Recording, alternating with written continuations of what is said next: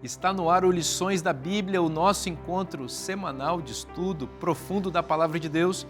E hoje estamos começando uma nova temporada, novos participantes e um novo tema. Vamos falar sobre o grande conflito e vamos perceber na Bíblia a vitória de Cristo nessa batalha final. É sobre isso e muito mais o Lições da Bíblia que está começando agora.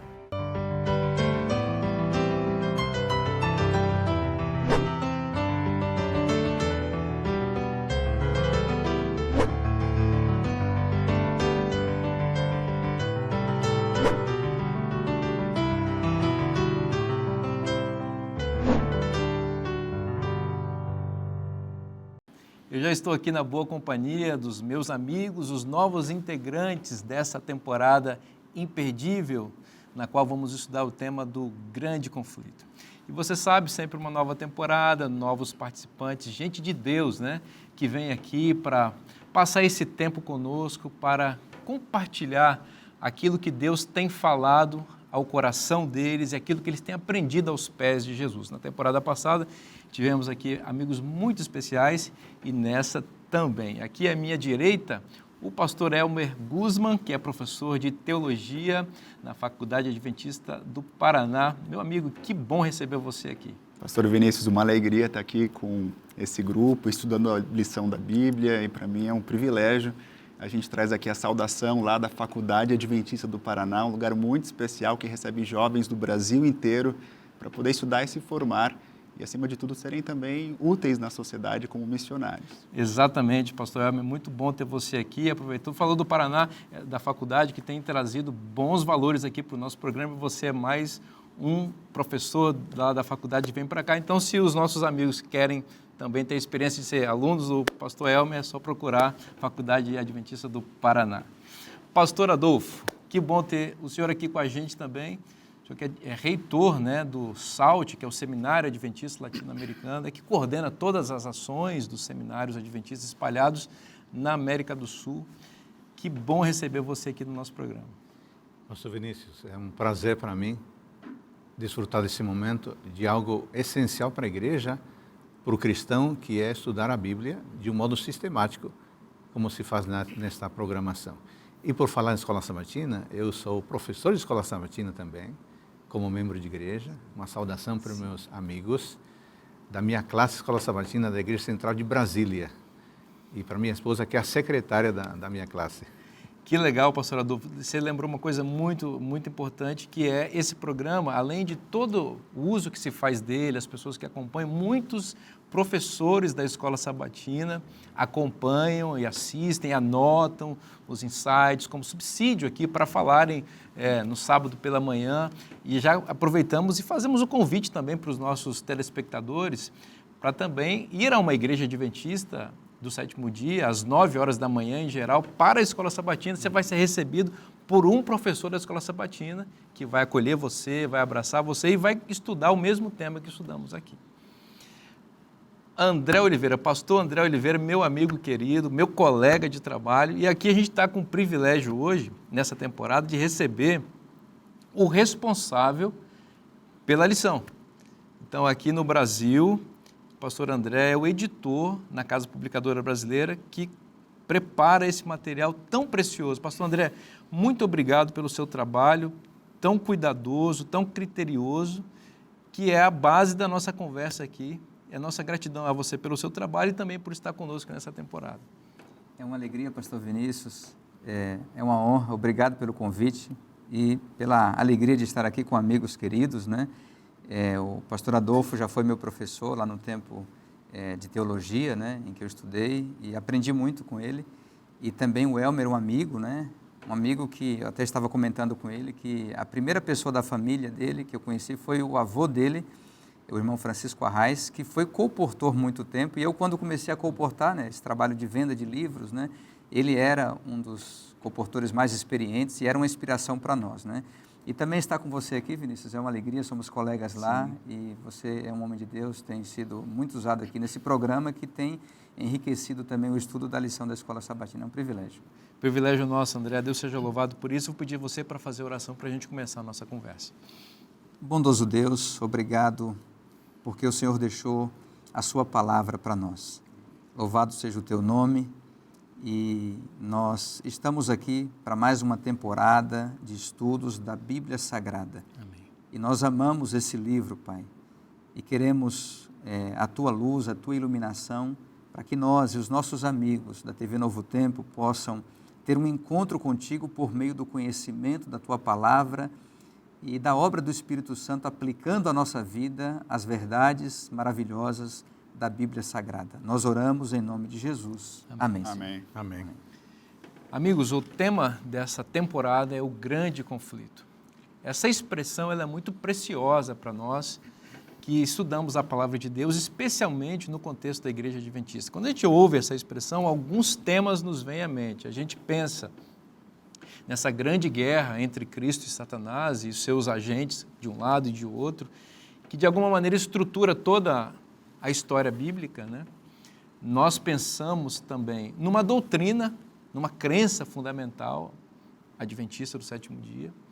Nós pensamos também num livro best-seller, o mais importante livro que Ellen White escreveu, mais vendido de todos, na casa publicadora mesmo onde nós trabalhamos, né, André? É o grande campeão de vendas e de distribuição ao longo do tempo. Inclusive, esse ano, a Igreja Adventista está distribuindo, esse ano e o ano passado, 27 milhões de livros, O Grande Conflito, para abençoar as famílias do Brasil. E nós pensamos, além do livro, pensamos na série O Grande Conflito, ou a série Conflito, que Ellen White escreveu, que comenta toda a Bíblia. Veja que essa é uma expressão muito importante e nós vamos nos debruçar nessa expressão e sua explicação bíblica ao longo dessa temporada. Pastor Adolfo, dá um panorama na sua perspectiva do que é o grande conflito e por que nós deveríamos, de fato, estudar todo o trimestre esse tema. Bom, eu acho que essa introdução é necessária numa espécie de voo panorâmico. Exato. Para depois a gente andar entre as árvores da floresta. Nós vamos sobrevoar primeiro a floresta para ter uma ideia da dimensão. De maneira muito didática, diria que o grande conflito é um grande discurso, ou como nós gostamos de usar a expressão, é a metanarrativa, que tem o propósito de emoldurar o tema da salvação.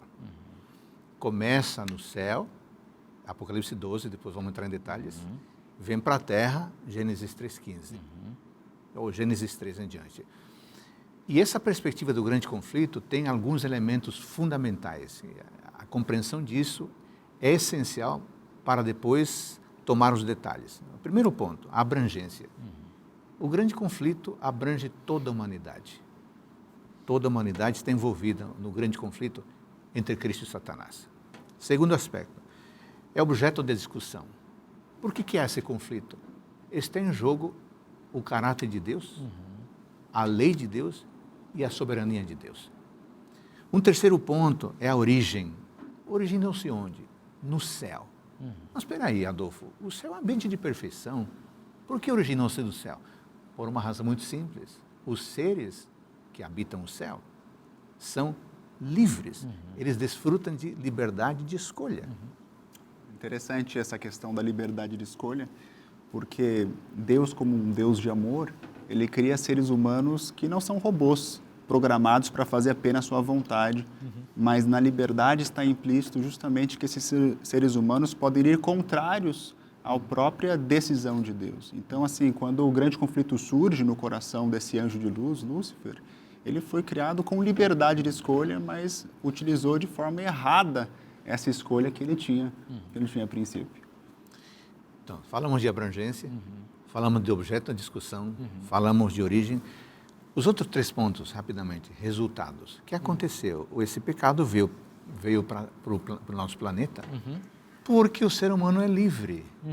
Vamos entrar em detalhes depois, mas esse tema da liberdade é indissociável do tema do grande conflito. O quinto ponto é o nosso papel. Nós somos atores ativos e temos que nos posicionar em relação ao grande conflito. Ou é com Cristo ou é com Satanás. E, finalmente, para encerrar com com um ponto de esperança, Deus não nos deixou sozinhos no grande conflito. Ele disponibiliza o céu, especificamente o Espírito Santo, os anjos, suas promessas. Então, há um conflito entre o bem e o mal, Isso emoldura a nossa percepção da salvação, mas Deus está o tempo todo conosco para garantir que, por nossa escolha, sejamos vitoriosos e nos posicionemos do lado certo do grande conflito. Excelente isso, pastor Adolfo, porque o grande conflito, essa doutrina bíblica, né, que, como você disse, é esse grande panorama narrativo que explica todos os fatos que ocorrem, são narrados na Bíblia e também podem ser aplicados à nossa vida, ajuda a gente a entender por que as coisas são do jeito que são. Nesse mundo em que nem sempre nós entendemos as coisas. Por que o sofrimento? Por que o mal? Por que ocorrem as catástrofes? Por que as crianças sofrem? Por que há doenças? Por que o meu querido, a minha querida passa por uma dificuldade? Então, essa guerra cósmica em que apresenta Deus como amor e Satanás como mal, nos revela o motivo das coisas e o fim delas. Ao mesmo tempo, eu queria introduzir esse ponto, que foi, a gente até conversou nos bastidores aqui, as pessoas não podem pensar que esses dois lados têm forças proporcionais, né? Por favor. A gente, às vezes, erroneamente pensa que há algumas coisas que são claras, são forças antagônicas, estão em lados opostos. Antagonismo é claro. Combatendo por situações ou resultados bem diferentes. Porém, nós não podemos pensar de que Deus está lutando com um ser à altura dele, de maneira alguma. E que essas forças se equilibram, né? De maneira alguma. O mal depende do bem para a sua existência, mas o bem não depende de mal para a sua existência. O bem é autoexistente. Exato. Deus está em luta com um ser criado e Ele é o Criador. O mal não o mal é acidental. O mal ele aconteceu, obviamente, ele surgiu. Obviamente, inexplicável, é um mistério essa origem do mal, mas ele não é necessário, ele simplesmente é acidental. Ele poderia não existir caso o livre-arbítrio fosse utilizado de forma apropriada. Então, Correto. assim, esse Yang-Yong, essas filosofias que interpretam o mal como necessário, elas, obviamente, elas estão trazendo um tipo de filosofia que é ausente às escrituras Exato, sagradas. como necessário e coexistente. Um depende do outro, não, Deus não depende da criatura. Você dizer que o bem depende do mal, em última instância, é dizer que Deus depende da criatura. As narrativas que estão nas mídias hoje, elas exploram um pouco esse lado, que vem do misticismo, né? Você falou yin e yang, né? Que esse é o equilíbrio de forças entre o bem e o mal, e o bem tem um pouco de mal e o mal tem um pouco de bem, e esse equilíbrio ajuda a dar a segurança e a estabilidade para o universo e os seres. Essa não é a verdade do grande conflito. Nós estamos falando de um Deus todo-poderoso, onipotente, que criou todas as coisas, inclusive o anjo que, usando o livre-arbítrio, se rebelou contra Deus. E aí se instaura o grande conflito.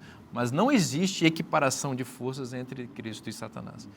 Não é isso, É interessante que o nosso guia ele traz aqui alguns pontos que já foram até mencionados pelos amigos aqui. Primeiro, o conflito ele teve um começo. Então, se ele teve um começo, ele não era necessário, né? Ele não fazia parte da realidade criada por Deus. Então, ele começou com um ser criado e isso mostra uma outra coisa. Se ele começou, ele vai ter um fim. Ele pode ter um fim e Deus prometeu que esse fim vai chegar, né? Uma outra coisa que o guia traz é que o bem e o mal eles são incompatíveis e eles são mutuamente intoleráveis. Ou seja, porque o mal ele desafia a própria existência de Deus, né? Uma outra coisa que o guia traz é que o grande conflito ele elimina esse dualismo, né? Filosófico, né? É o religioso em que tanto o mal quanto o bem são coeternos, são coiguais ou necessários.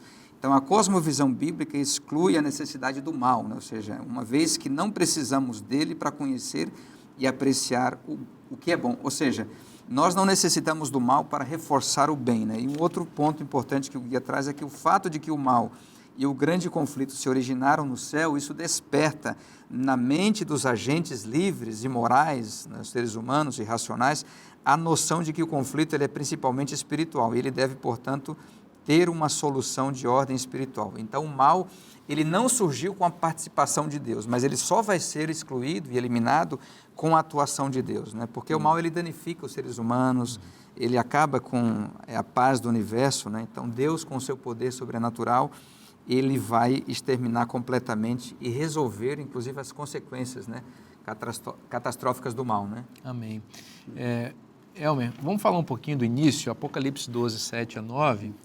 É um texto que ajuda a gente a entender como é que as coisas começaram, como você disse, de forma misteriosa, nesse ambiente estéril, que é o céu, aparece o germe do pecado ali. Quem sabe a gente pode ler o texto das Escrituras? Então, Apocalipse 12, a partir do verso 7, diz assim: Houve peleja no céu, Miguel e os seus anjos pelejaram contra o dragão, também pelejaram o dragão e os seus anjos, todavia não prevaleceram, nem mais se achou no céu o lugar deles, e foi expulso o grande dragão, a antiga serpente que se chama Diabo e Satanás, o sedutor de todo mundo, sim, foi atirado à terra. E eu paro a leitura aqui. Eu acredito que devemos estabelecer a princípio é que Deus não criou Satanás, o diabo, esse dragão. Ele criou um anjo bom. Então, quando esse anjo que foi criado bem, ele era bom, tinha caráter, era alguém que estava perto do círculo íntimo do Senhor, ele utilizou a sua liberdade de forma inapropriada, aí surge justamente esse aspecto de rebelião no coração desta pessoa. E é interessante que quando Deus ele não cria a realidade do mal, mas ele criou, ao criar Lúcifer, ele criou a possibilidade do mal. Vou repetir, Deus criou a criatura, a criação, ele não criou a realidade do mal, mas a possibilidade do mal. Por quê? Porque ele criou o ser humano livre. E inclusive os seus anjos também eram livres. E por que isso é importante? Antes, porque essa peleja que depois que acontece no céu, que surge no céu, o céu é um ambiente perfeito. Apenas surge lá porque, obviamente, esse indivíduo, ele tentou se colocar no lugar, obviamente, do Criador. Quando a criatura quer ficar no lugar do Criador, sempre tem problema. Exatamente. A gente está caminhando para o finalzinho do bloco, mas, pastor Adolfo, dá para dar uma pincelada em Ezequiel 28? Se não der tempo, a gente continua no bloco seguinte. Às vezes, algumas pessoas olham para os adventistas e pensam que nós inventamos ou damos papel demais à compreensão, por exemplo, de Ezequiel 28. Aqui em Ezequiel 28 é narrada também a vida do rei Tiro. Mas isso não é invenção dos adventistas. Eu poderia citar algumas dezenas de autores, mas eu menciono pelo menos, Dice Ryder, que não é um teólogo adventista. Ele diz assim: a seção de Ezequiel 28, 11 a 19, com suas referências sobre-humanas, claramente descreve alguém diferente do humano Tiro. Ele está se referindo a Satanás. Feinberg, outro autor também, vai na mesma direção. Não pode ser Tiro. Agora, por que nós vemos em Ezequiel 28 a figura do diabo e não de Tiro apenas? Por exemplo, Ezequiel 28, 12. Segunda parte, assim diz o Senhor, você era modelo da perfeição. Ora, essa expressão, modelo de perfeição, fala de uma sublimidade, de um absoluto para além do humano, físico, mental, e talvez diríamos emocional, espiritual. Não pode se referir simplesmente ao retiro. Um outro ponto que me chama muita atenção, no verso 13 diz, você estava no Éden, jardim de Deus. Não pode ter sido Tiro. Agora sabemos que o diabo estava por lá. E um último ponto. E nem o Éden da terra. Esse Éden é uma expressão que se refere ao sala do trono celestial. Exatamente. Universal. E o último ponto no versículo 14 diz assim, você era um querubim da guarda que foi ungido. A palavra querubim, dizem os linguistas, não se origina exatamente no hebraico, mas se origina na língua antiga assíria. Significa força protetora. Isso indica que, por exemplo, o querubim é diferente do serafim, que tem outra função. Antes, portanto, do seu pecado, do mau uso da liberdade, como já foi bem explicado, ele era um anjo super protetor. E nos lembra aqueles anjos, querubins, que estavam rodeando o trono e no santuário terrestre, a Arca do Pacto. Portanto, era Tiro um super protetor? Claro que não. Então, essas explicações são necessárias e suficientes para mostrar o papel do diabo aqui e não apenas Ciro mencionado em Ezequiel 28. Bom, você está vendo que essa temporada promete, a gente já está começando a levantar voo aqui e tem muita coisa especial para vir. Eu quero convidar você agora a curtir o nosso show do intervalo. Tem coisa muito boa para você, mas não sai daí, porque o programa volta já já.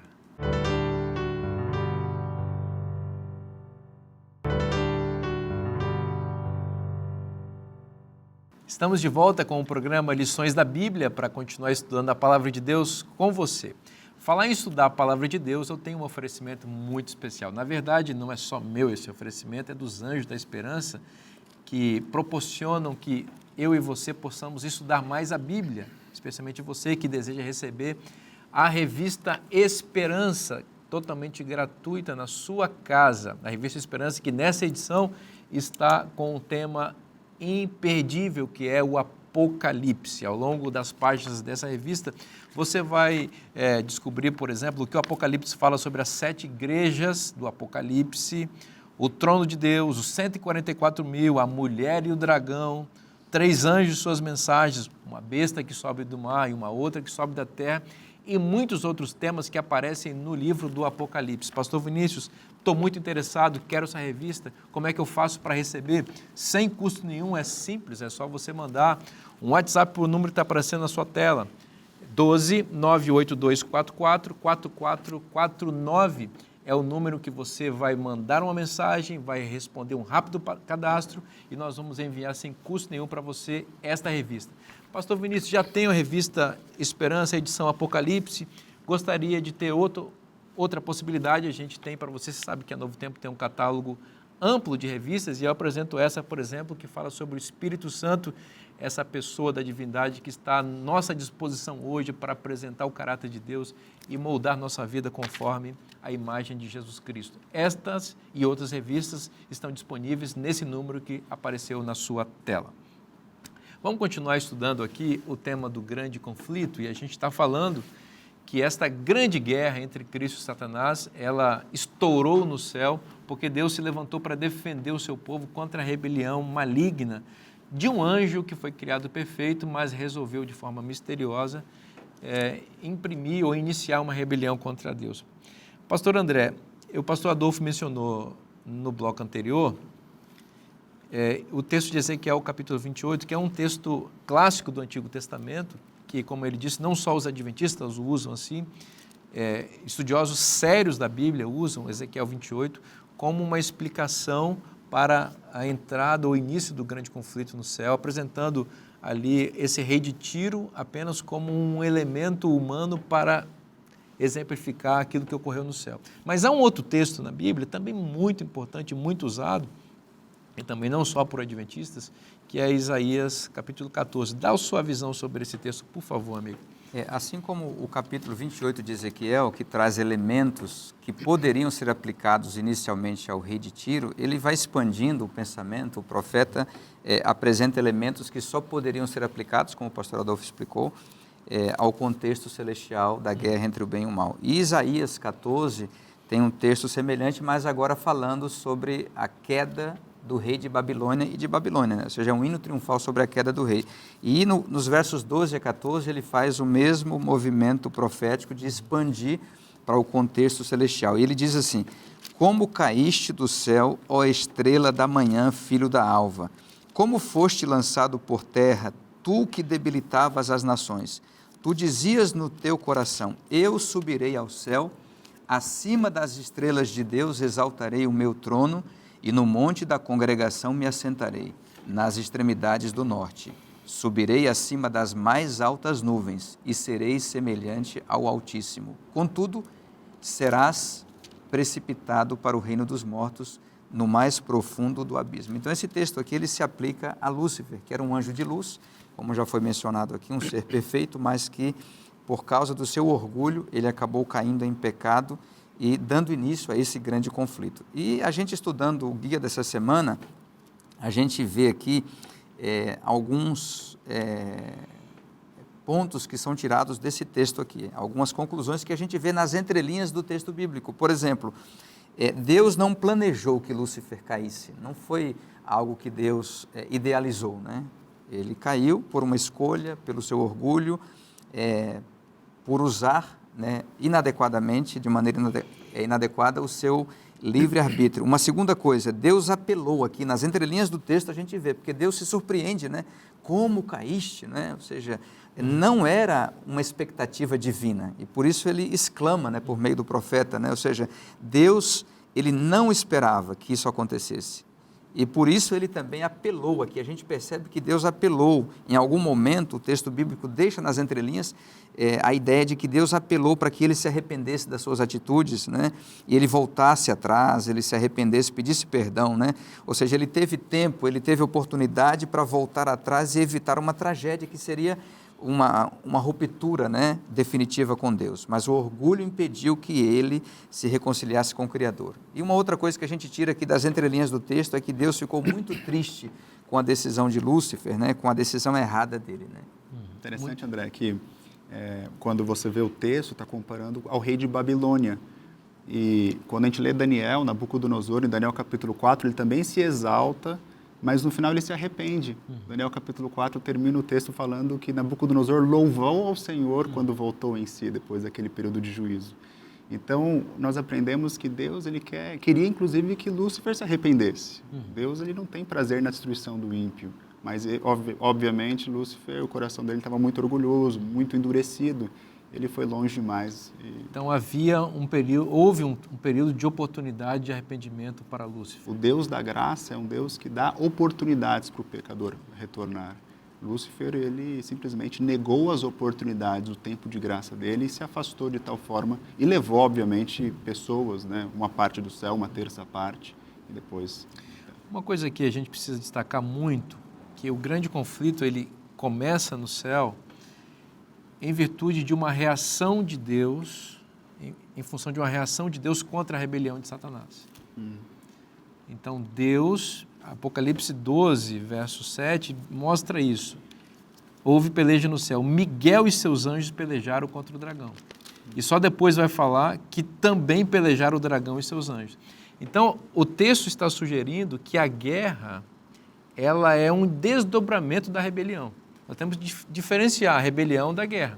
A rebelião foi Satanás, Lúcifer ali, começar a tentar arrebanhar os anjos, disseminando a mentira. E o que é a guerra? O que é o grande conflito? É Deus se levantando para defender o seu reino e os seus súditos. Então, às vezes, nós não gostamos de guerra. As guerras são ruins, mas às vezes elas são necessárias para defender a ordem, para defender o direito, para defender pessoas, para corrigir injustiças muitas vezes. E me parece que é isso que está acontecendo aqui. Deus se levanta para defender. Naturalmente, o outro lado tem hostilidade gravíssima e joga com armas sujas, que é o que Satanás faz com seus anjos, tem feito ao longo da história. Um outro ponto importante, e já te passo a palavra nesse aspecto, pastor Adolfo, que é o seguinte: o grande conflito, portanto, a guerra entre Cristo e Satanás e os agentes de ambos os lados, pressupõe que Deus fez seres morais livres. E por que Deus fez assim? Porque Deus quer se relacionar de forma amorosa com seus filhos. E não existe amor sem liberdade, né? Sim, na lição de segunda-feira são citados vários textos na pergunta 4, um deles é Josué 24:15. Josué, despedindo-se do povo e renovando a aliança, diz: mas se vocês não quiserem servir o Senhor, escolham hoje a quem vão servir. Escolham, né? Escolham. Isso significa que a liberdade implica em decisão pessoal. Diferentemente dos animais, que se adaptam às circunstâncias sem tê-las experimentado antes, nós, seres humanos, não precisamos experimentar o bem ou o mal para concluir que algo é bom ou é ruim. Nós podemos fazer isso antecipando-nos às ações pelo exercício mental de tentativa e erro. Será que é bom eu ir por essa estrada? É esburacada. Não vai ser bom, não. Não vou. Eu não tenho que ir à estrada esburacada para conferir que ela está esburacada.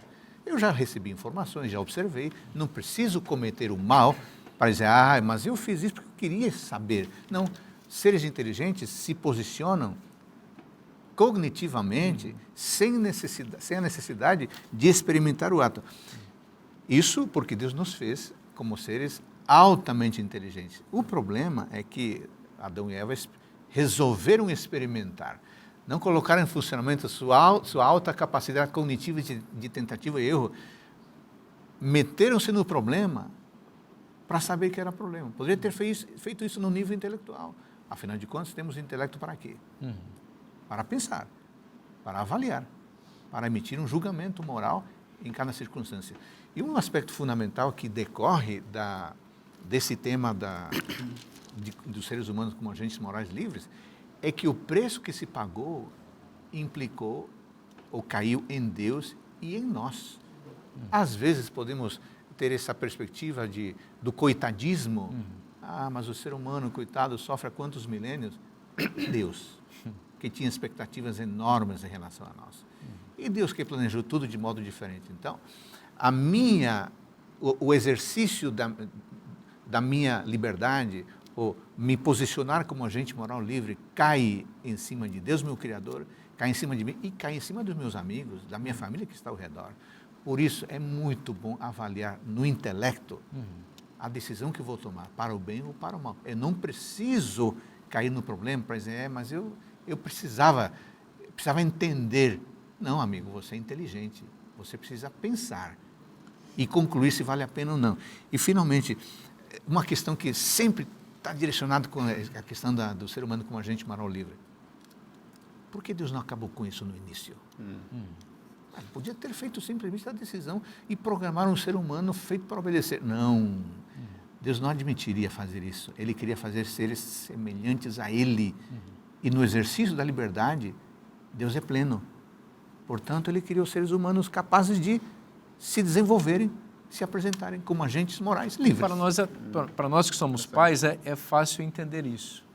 Você preferiria ter o seu filho do jeito que ele é ou um boneco robótico que obedecesse a tudo que você quisesse e fosse programado para fazer tudo do jeitinho que você quer? Teria sido inaceitável. Inaceitável para nós, né? E para Deus teria sido inaceitável criar robôs, sendo que Ele preza pela liberdade, pela independência e pela maturidade que tudo isso produz.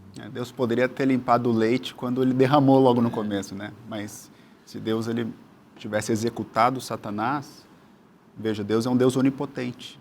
O universo inteiro iria adorar e servir a Deus por medo e não por amor. E volta para o aspecto de 1 João 4,8, né? A natureza dele é amor e por causa que é amor, logo as relações que ele tem com a sua criação, elas são relações baseadas em liberdade. Exatamente. Agora, essa questão da guerra, a gente sempre olha para a guerra como algo negativo, né? Algo ruim, né? Que traz sentimentos dolorosos para todos nós, né?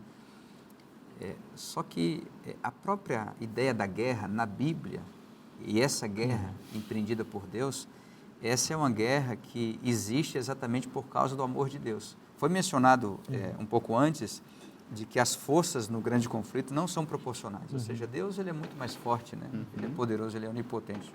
Então Deus não precisaria ter feito nenhuma guerra, ele simplesmente com um pensamento destruiria o mal, né? Se ele quisesse. Mas o fato de Deus empreender uma guerra, isso mostra que Ele quer salvar as pessoas. Exatamente. Ele quer salvar as pessoas, Ele quer convencer as pessoas por seu amor e por sua sabedoria de que as decisões estão erradas, né? E Ele quer que elas venham para perto dele, né? Então Ele faz a guerra de uma narrativa do seu amor, do seu perdão, né?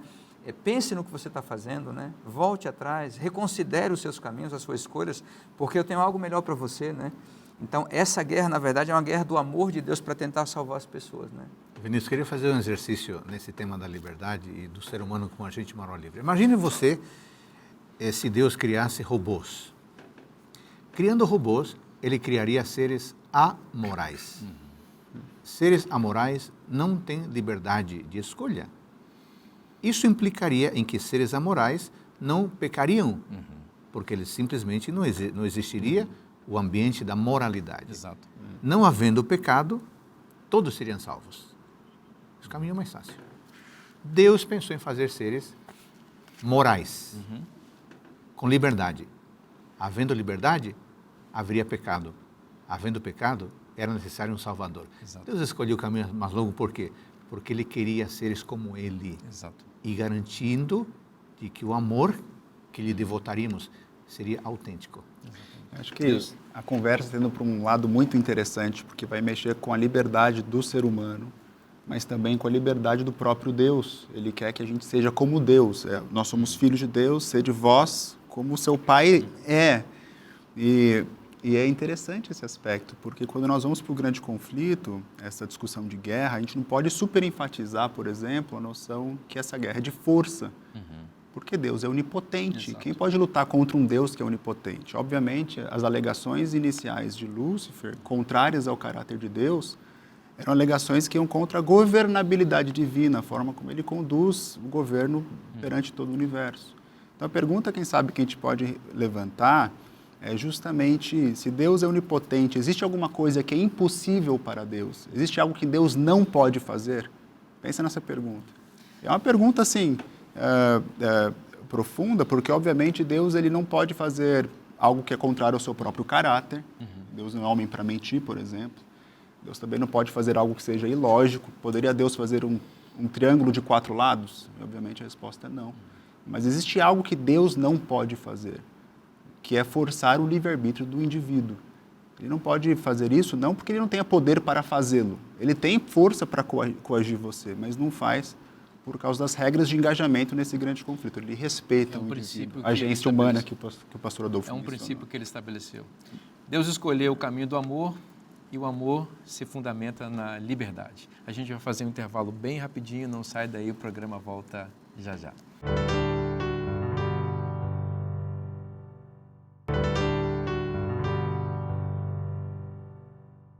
Estamos de volta com o programa Lições da Bíblia, agora para o último bloco, e vamos continuar estudando o tema do grande conflito com você.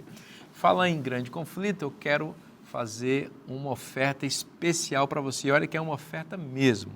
Está aqui em minhas mãos o livro Grande Conflito, de Ellen White. Esse livro é um best-seller. Ele já foi publicado em muitos países do mundo, em muitos idiomas, e ele está sendo oferecido gratuitamente em todo o Brasil. Pastor Vinícius, como eu faço para ter esse livro tão especial? São 288 páginas, 42 capítulos, que apresentam a história do mundo, especialmente em sua fase final, vamos chamar assim, enfatizando as profecias do Apocalipse, as profecias de Daniel, explicando os eventos finais, aquilo que a gente vê acontecendo no mundo, que a gente às vezes não entende. Esse livro ajuda a gente a entender o que a Bíblia tem a dizer sobre as profecias. Esse material já tem abençoado a vida de pessoas, muitas pessoas têm aceitado o Evangelho e a Cristo por meio dessa leitura e têm compreendido a palavra de Deus. Pastor Vinícius, quero esse livro, como é que eu faço para ter? Esse livro é um oferecimento gratuito, você não vai pagar nada por ele. Como é que você faz para ter, então? Você vai procurar uma igreja adventista mais perto da sua casa. Igreja Adventista do Sétimo Dia, vai lá e diz, olha, o pastor Vinícius, da Novo Tempo, das Lições da Bíblia, disse que o livro Grande Conflito está aqui e eu posso pegar um para mim que é de graça. Você pode ir lá e a igreja vai ter esse livro, vai entregar para você e você vai conhecer o material que certamente vai abençoar sua vida. É possível que alguém também tenha ido à sua casa e ofertado esse livro. Se você recebeu o livro, por favor, vai lá na sua estante ou pegue onde ele está e comece a ler imediatamente e você vai conhecer coisas lindas da palavra de Deus. Bom, vamos continuar conversando então sobre a palavra de Deus e também o conteúdo que apresenta-se nesse livro aqui. Pastor Elmer, o grande conflito começou no céu. Misteriosamente surgiu no coração de Lúcifer, ele arrebanhou a terça parte dos anjos e ele foi circular os planetas e encontrou o nosso planeta aqui vulnerável de alguma forma, porque nossos pais o tornaram vulnerável e a coisa aconteceu ali na árvore do conhecimento do bem e do mal, o desembarque do conflito aqui na Terra. Eu acho que Apocalipse 12:9 deixa claro que quando ele foi expulso do céu, ele foi lançado na Terra. Quando nós vemos, por exemplo, em Gênesis capítulo 2, nós vemos que assim como Deus ele foi paciente, fez um teste com Lúcifer, agora na criação, no ser humano, nesse mundo que fora criado, Gênesis 1 e 2, nós vemos fora criado de forma perfeita, não havia mal. Deus coloca um teste da obediência de Adão e Eva. Quem sabe vale a pena a gente ler o texto, Gênesis 2, verso 16. E o Senhor Deus lhe deu esta ordem: de toda árvore do jardim comerás livremente, mas da árvore do conhecimento do bem e do mal não comerás, porque no dia em que dela comeres, certamente morrerás. Aqui nós vemos justamente que Deus coloca essa árvore da ciência do bem e do mal como um teste de obediência para Adão e Eva. O mandamento de Deus é que Adão e Eva poderiam comer livremente de todas as árvores, com exceção desta, que era o teste. Então veja, Deus é o Deus da liberdade, mas a liberdade tem limites. E agora seria colocado. Quando nós vamos para Gênesis capítulo 3, que é justamente esse encontro entre agora o inimigo, Satanás, com Eva, ele inverte o palavreado de Deus. Veja o que diz em Gênesis 3, verso 1, a última parte aqui desse primeiro verso. É assim que Deus disse: não comereis de toda a árvore do jardim. Então é interessante, o que Satanás faz com a palavra de Deus? Coloca a lei de Deus, o mandamento de Deus de forma distorcida, mas de forma negativa. O que Deus disse em Gênesis 2,16 é que toda árvore você poderá comer livremente. E Satanás apresenta o mandamento de Deus como algo coercitivo, que te limita, que tira algo que Deus está escondendo algo de você. Tiago vai falar depois que o mandamento, a lei de Deus é a lei da liberdade. Então, o que nós estamos vendo é que Satanás aqui, e obviamente Eva é enganada por Satanás. Satanás, ele promete dar algo que ela não tem, os seus olhos vão se abrir, vocês serão como Deus. É o problema lá de Isaías 14, Ezequiel, né? O Lúcifer queria ser, a criação queria ser como o Criador, subirei ao Altíssimo, assim por diante. O mesmo problema é que nós temos a queda moral.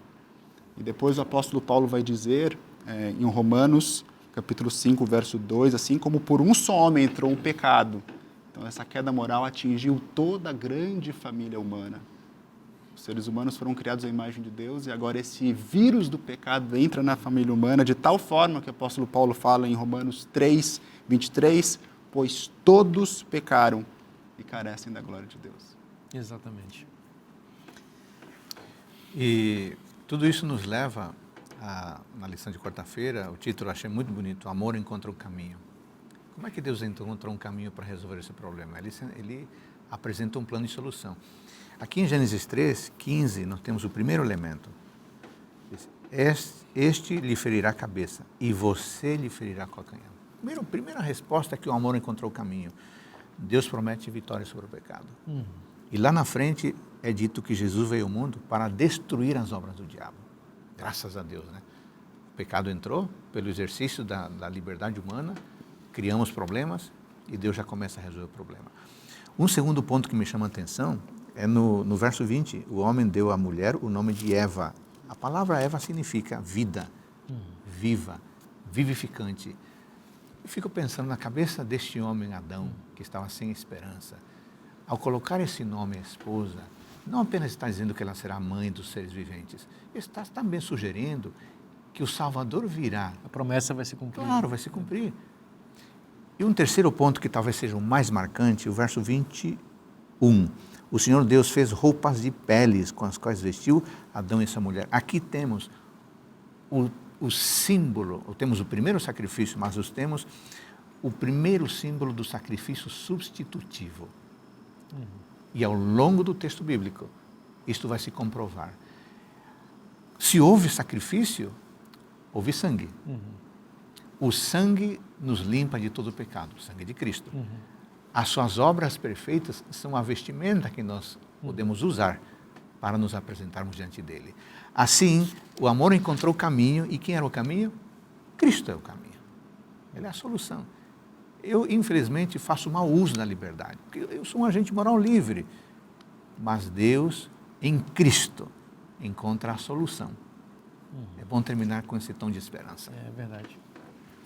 Aqui, no Evangelho, lá na Epístola de Paulo aos Gálatas, a gente vê que Jesus foi feito maldição por nós, para que essa promessa e essa esperança se concretizasse, né? Em 2 Coríntios 5, 21, é dito que ele se fez pecado por nós, né? E em Hebreus, capítulo 2, quando Paulo está falando ali de que Jesus está à direita de Deus, esperando o momento em que todas as coisas serão sujeitas a ele, né?